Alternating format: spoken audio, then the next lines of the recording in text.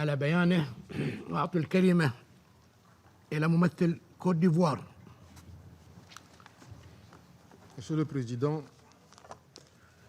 je remercie la présidente koweïtienne du Conseil de sécurité pour l'organisation de cette séance d'information sur la problématique des personnes disparues pendant les conflits armés. J'ai également plaisir à saluer votre présence distinguée parmi nous et qui démontre s'il en est besoin qu'à l'instar de nombreux pays ayant connu les affres de la guerre, la question des personnes disparues lors des conflits armés reste au cœur des priorités de votre pays. Je voudrais enfin joindre ma voix à celle de mes prédécesseurs pour remercier Mme Rina Gilani et M. Peter Maurer pour leur exposé édifiant sur l'acuité de ce phénomène. Monsieur le Président, l'histoire des milliers d'hommes, de femmes et d'enfants disparus lors des conflits armés interpelle l'ensemble de la communauté internationale et plus spécifiquement les organismes de défense des droits de l'homme et des droits humanitaires. Le CICR recherche en ce moment plus de 100 000 personnes disparues à travers le monde.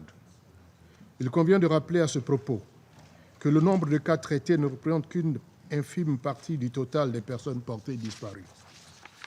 Monsieur le Président, le rapport du secrétaire général sur la protection des civils paru en mai 2019, celui du groupe de travail de l'ONU ainsi que celui du Comité international de la Croix-Rouge s'accordent sur l'ampleur et la complexité du phénomène des personnes disparues lors des conflits armés. Ceci nous engage plus que jamais à agir de concert afin de comprendre les dynamiques profondes de ce phénomène et de formuler des solutions collectives efficaces. C'est tout le sens du soutien de la Côte d'Ivoire à la résolution 1474 adoptée ce jour par les membres de notre Conseil. Celle-ci se distingue en effet par la pertinence des mesures proposées pour la prévention des disparitions, le soutien aux familles, les moyens de lutte contre l'impunité et l'appui à la manifestation de la vérité. Monsieur le Président, la Côte d'Ivoire est d'avis que l'appel de la communauté internationale au respect du droit international humanitaire et de la Convention internationale pour la protection des personnes contre les disparitions forcées dans la conduite des hostilités doit transcender les postures partisanes pour refléter notre commune adhésion au principe de la protection des civils.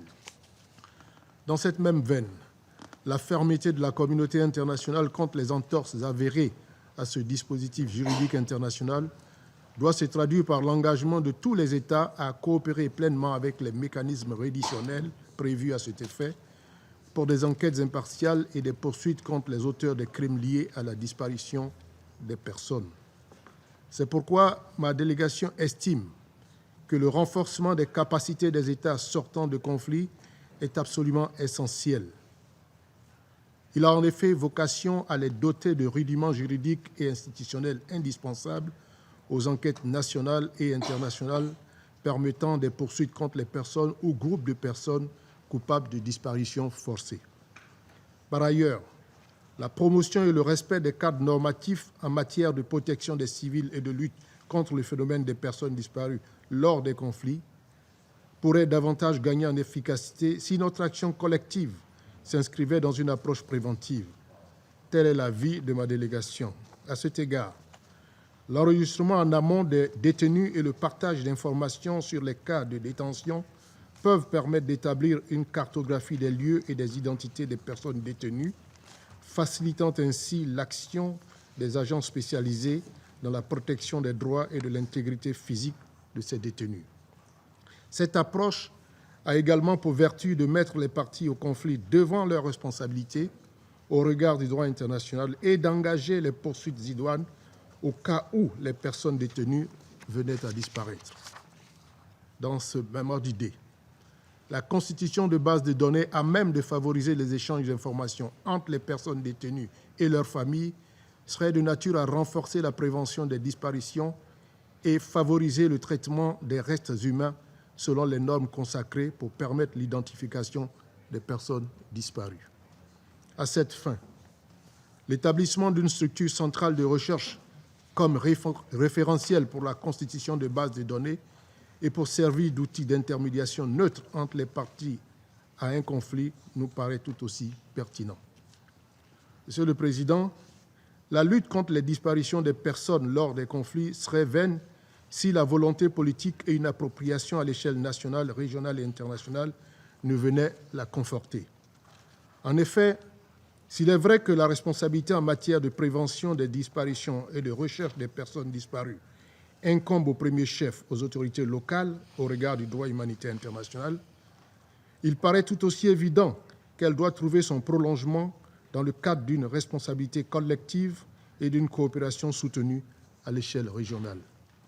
C'est en effet en fédérant les moyens de lutte et en favorisant les échanges d'expériences et de bonnes pratiques que l'on parviendra à combler les lacunes capacitaires en matière de lutte contre la disparition des personnes lors des conflits. C'est pourquoi la Côte d'Ivoire souhaite encourager la coopération entre les autorités irakiennes et koweïtiennes à l'effet d'apporter une réponse définitive à la question des ressortissants koweïtiens disparus et la restitution des biens, y compris des archives nationales koweïtiennes. C'est également la raison pour laquelle elle entend apporter son soutien à l'équipe d'enquête des Nations Unies chargée de collecter, de stocker et de préserver les preuves des crimes commis par l'État islamique d'Irak et du Levant, Daesh, en Irak. Monsieur le Président, la problématique qui nous réunit ce jour est intrinsèquement liée à la persistance des conflits armés. Œuvrer collectivement à la prévention des conflits dans le monde à travers la lutte contre leurs causes sous-jacentes constitue, du point de vue de ma délégation, le premier pas vers la résolution durable du phénomène des personnes disparues.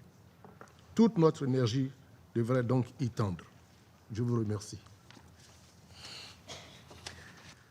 أشكر ممثل كوت ديفوار على بيانه وأعطي